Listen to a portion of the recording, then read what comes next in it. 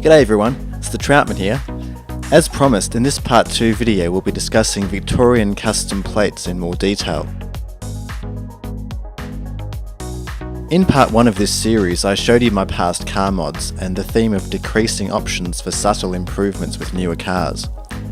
Wheels and lowering is timeless, but can be crossed off the list if long distance comfort over Australian roads is a serious consideration. I've mentioned badge removal and window tinting. Black mirrors are also on my list, but on a dark coloured car, the difference is too minor to make it a priority. So in this video, we'll be focusing on number plates, namely those available here in Victoria.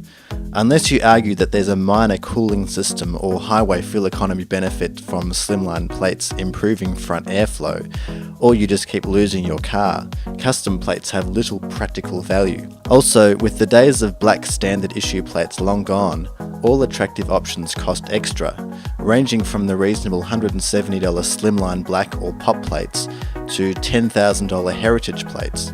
VicRoads' main page assures us that the not inconsiderable profits will go towards road safety causes.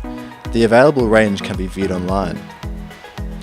A mid-range option, custom plates start under $500, though slimline adds nearly $100, as does gold or silver colouring for text or background. Mine cost close to $700, both slimline with silver text. On the positive side, the plates can be transferred to other cars in the future.